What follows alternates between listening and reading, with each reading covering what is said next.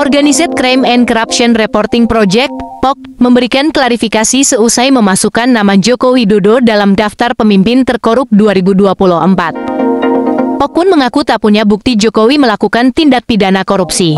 Dalam keterangannya, POC mengaku memasukkan nama Jokowi sebagai tokoh terkorup karena menerima banyak kiriman email. Klarifikasi kedua, POC mengaku tidak memiliki bukti bahwa Jokowi terlibat korupsi.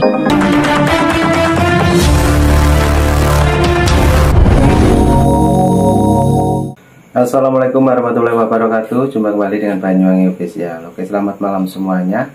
Dan malam hari ini kita mau nonton lagi, masih tetap tentang OJJRP yang dimana menuduh Pak Jokowi adalah koruptor. Dan kali ini banyak netizen yang berkomentar mengenai media tersebut, yang dimana meluruskan ataupun menjelaskan bahwa bagaimana cara kerjanya media OJJRP tersebut ya teman-teman. Oke, lanjut untuk videonya kita siapkan dulu, nanti kita tonton bareng-bareng. Dan inilah keterangan dari seorang bapak ya. Dan nanti juga banyak lagi para netizen yang berkomentar tentang OJJRP yang saat ini viral. Oke, lanjut untuk videonya, kita dengarkan dan kita play. Saya dapat kabar dan diminta sama teman untuk buru-buru bikin VT. Oke, jadi saya bikin VT yang ini fresh ya, untuk merespon atau mengcounter apa yang baru saja terjadi dan dikabarkan kepada saya. VT saya ini berjudul Presiden Terkorup versi OJJRP. Hei Ternak Mulyono, apa kalian sudah dengar berita bahwa junjungan kalian masuk sebagai finalis presiden terkorup di dunia? Jangan kaget kalau teman-teman yang selama ini selalu disebut dengan panggilan Ternak Mulyono mendapat chat atau pesan seperti itu dari haters. Saya juga dapat kok. Makanya saya bikin video ini. Jadi baru-baru ini beredar kabar Presiden Jokowi disebut-sebut masuk sebagai finalis Man of the Year 2024 untuk kategori kejahatan terorganisir dan korupsi politik. Siapa atau pihak mana yang menyematkan gelar itu? Jadi begini, adalah sebuah NGO atau non-government organization, atau kalau di Indonesia itu LSM, Lembaga Swadaya Masyarakat, bernama OJJRP yang singkatannya adalah Organized Crime and Corruption Reporting Project, yang markas utamanya ada di Sarajevo, Bosnia Herzegovina di Eropa Timur. OJJRP ini didirikan tahun 2006 dan bekerja sama dengan media-media di berbagai negara, salah satunya ya Indonesia. Jadi mekanisme kerjanya, si OJJRP ini mendapat bahan dan input data dari media di negara-negara responden seperti di Indonesia ini. Bahan itulah yang kemudian dipakai untuk memverifikasi dan menilai figur atau lembaga tertentu yang dianggap punya kasus kejahatan terorganisir, korupsi, pelanggaran undang-undang, dan lain sebagainya. Jadi sebelum lebih jauh kita bahas, perlu saya ingatkan bahwa OJJRP ini adalah lembaga swadaya masyarakat atau non-government organization ya. Artinya keberadaan mereka itu tidak terkait atau di bawah institusi formal dunia manapun. Dan yang namanya NGO, maka tidak ada sumber dana yang berasal dari institusi atau negara manapun. Kalau mau cari uang, ya harus usaha sendiri. Dan menyelidiki kasus-kasus di berbagai negara adalah salah satu caranya untuk mencari sumber pendanaan. OJJRP ini bermitra dengan media lokal yang kritis untuk mencari-cari kesalahan pejabat atau institusi yang bermasalah dan kemudian diangkat ke permukaan. Apa untungnya? Kalau sekilas kita lihat ini kayak orang yang nggak ada kerjaan ya, ngobok-obok masalah negara orang. Tapi jangan salah, dari kacamata politik, apa yang dilakukan OJJRP ini adalah sumber cuan. Sebut saja beberapa skandal yang membuat OJJRP ini terkenal, antara lain Panama Papers, terus kemudian Russian Land Romat, dan Pegasus Project. Sederhananya, OCCRP ini joinan sama media lokal, cari skandal atau keburukan pejabat, institusi atau kelompok tertentu, lalu mengangkatnya dan menjadikan itu sebagai barang dagangan yang mendatangkan untung. Kenapa? Ya karena pihak-pihak yang menjadi rival atau pesaing dari tokoh atau institusi yang jadi sasaran OCCRP itu jadi punya bahan, dan tentu saja itu tidak gratis dong. Nah, jadi kita tidak perlu kaget dengar berita tentang Presiden Jokowi menjadi finalis Man of the Year untuk kategori presiden terkorup atau pelanggaran apapun lainnya. Itu memang caranya OCCRP cari duit. Lawang markasnya aja di Bosnia, negara kecil yang punya tingkat pengangguran tinggi dan pendapatan per kapitanya itu sangat rendah. Jadi nggak heran dengan cara mereka mencari cuan. Dan satu hal lagi, apapun predikat yang disematkan oleh OCCRP kepada siapapun itu hanya didasarkan pada asumsi dan tidak mempunyai kekuatan hukum atau kapabilitas untuk memperkarakan siapapun yang mereka selidiki dan diberi predikat itu. Kalau toh ada yang bilang ada tokoh yang disebut-sebut mundur atau akhirnya diperkarakan, itu kembali pada masing-masing kasusnya. Sederhananya, kan masalah kuat-kuatan aja antara tokoh yang diserang itu dengan rivalnya yang mendapat bahan untuk menyerang itu. Jadi kalau ternyata datanya nggak valid, siapapun yang dikasih predikat itu ya boleh saja, ya kan?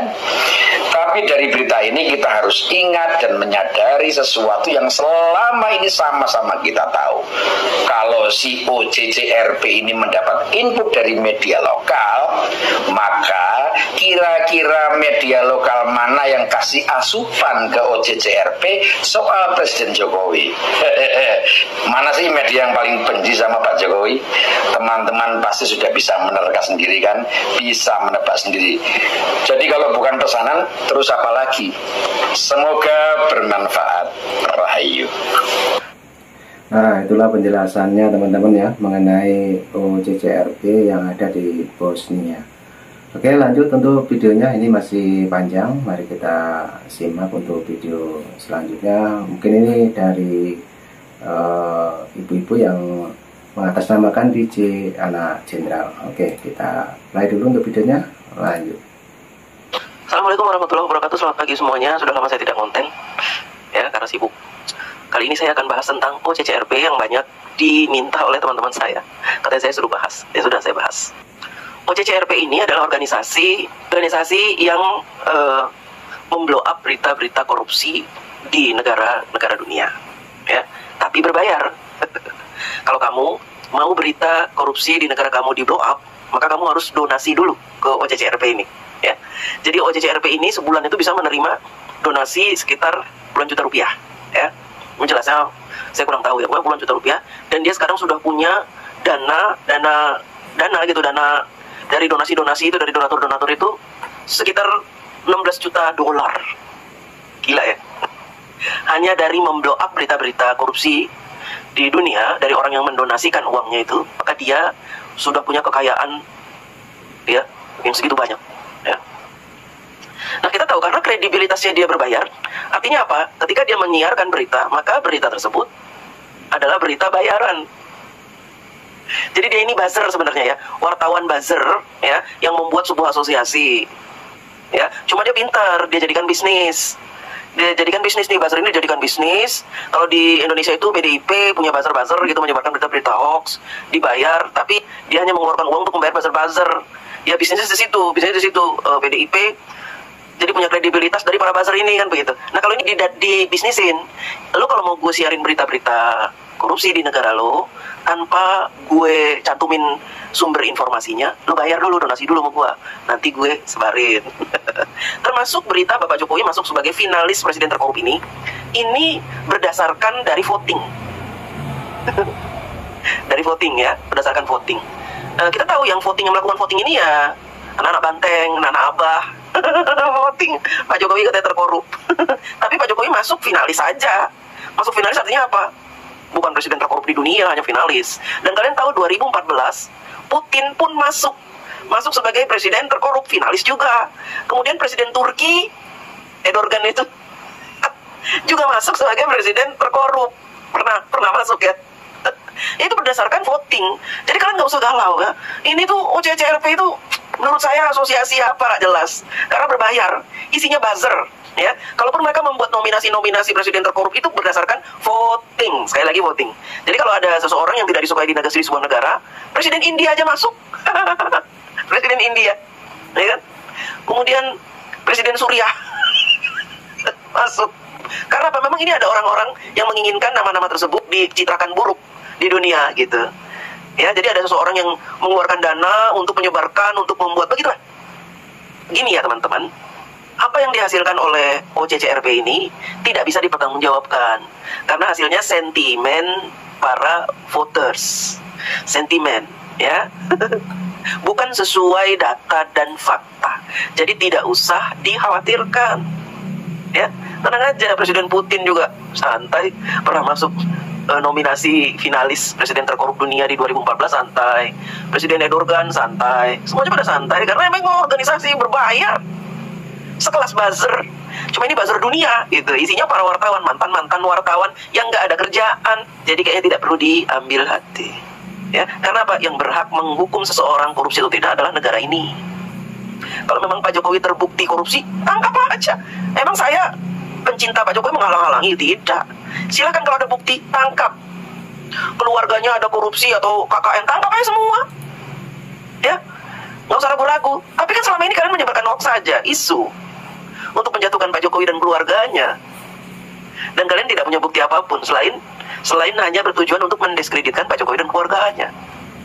Silakan saja kalau kalian punya data, punya fakta, tangkap dong. Oh, Pak Jokowi kuat, gimana kuat? Kuat dari mana? Orang kalian bilang pelongo-pelongo nggak punya ijazah kok kuat? Kalian aja bisa menuduhnya, bisa menghinanya. Kuat dari mana? Ini nggak usah kalian itu membenci khususnya ya, bahagia dengan berita yang disebarkan oleh OCCRP, karena itu adalah media buzzer internasional, isinya wartawan, seperti wartawan Tempo, buzzer semua itu. Dia minta bayaran supaya bisa membagus-baguskan Pak Jokowi. Tempo, masih ingat kan? Nah itu mirip-mirip sama OCCRP, cuma OCCRP itu khusus untuk berita korupsi, ya. Siapa awal pertama yang menyebarkan hasil dari OCCRP ini? CNN. CNN tahu kan? Media asing itu, ya. Kemudian dihapus beritanya, berita online tentang OCCRP Pak Jokowi masuk ke nominasi finalis terkorup itu dihapus. Kemudian disebarkan oleh media-media mainstream yang ada di Indonesia, oleh Tribun, Kompas, Tempo termasuk. Dimakan itu berita itu, disebarkan, booming. Akhirnya OCCRP jadi ngetop, ikut ngetop nih di Indonesia OCCRP. Jadi banyak orang yang baca nih websitenya OCCRP, termasuk saya. Saya baca, oh ternyata cuman organisasi ecek-ecek menurut saya, walaupun anggotanya di seluruh dunia, tapi menurut saya itu adalah organisasi yang menyebarkan berita-berita nggak jelas. Karena apa? Karena sumbernya dari orang-orang yang anonimus. OCCRP ini bisa memblow up berita dari saya. Misalkan saya nih, saya daftar, saya donasi, saya beritakan aja berita hoax yang ada di Indonesia. Pak Jokowi mengambil uang negara sekian triliun setiap bulan gitu, hoax gitu ya. Saya bayar donasi. Nah, nama saya ini tidak dicantumkan. Itu aja CRP. Jadi dia menyebarkan berita itu, ya. Karena di Indonesia ini kan adili Jokowi itu sengaja dibuat dulu beritanya, framing itu tuh. Adili Jokowi, Jokowi merusak konstitusi. Itu di framing. Nah, ketika mereka melaporkan ke OCCRP maka ditanggapi. Karena ada berita yang mendukung itu. Yang tadi itu ya. Demikian, terima kasih. Mengejutkan. Di akhir tahun 2024, Organized Crime and Corruption Reporting Project (OCCRP) tiba-tiba menempatkan Presiden Joko Widodo sebagai salah satu finalis dalam daftar pemimpin paling korup dunia. Tentu saja laporan ini mengejutkan banyak pihak, mengingat citra Pak Jokowi yang selama ini dikenal sebagai pemimpin yang pro-rakyat dan berkomitmen pada pembangunan infrastruktur. Lalu apa saja indikator penilaian OCCRP ini?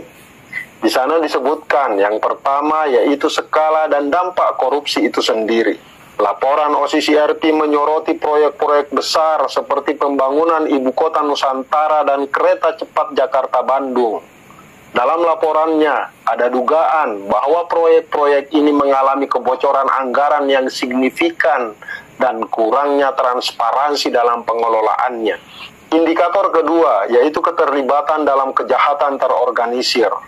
Sebenarnya tidak ada bukti langsung yang ditampilkan oleh OCCRP dalam mengaitkan Pak Jokowi dengan jaringan kejahatan terorganisir yang dimaksud.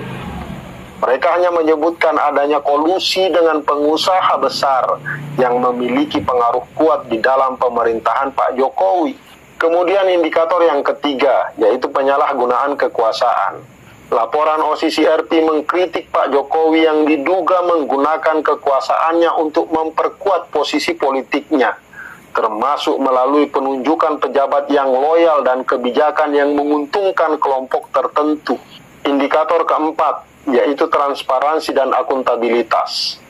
Laporan ini menyebutkan beberapa kebijakan dan proyek di bawah pemerintahan Pak Jokowi dikritik karena kurangnya transparansi dan akuntabilitas, serta adanya upaya untuk menghindari pengawasan publik. Indikator kelima, sekaligus yang terakhir, yaitu laporan dan investigasi jurnalis. OCCRP mendasarkan penilaiannya pada berbagai investigasi jurnalis yang mengungkap dugaan korupsi dan penyalahgunaan kekuasaan di bawah pemerintahan Pak Jokowi. Salah satu media dalam negeri yang terafiliasi dengan OCCRP yaitu Tempo.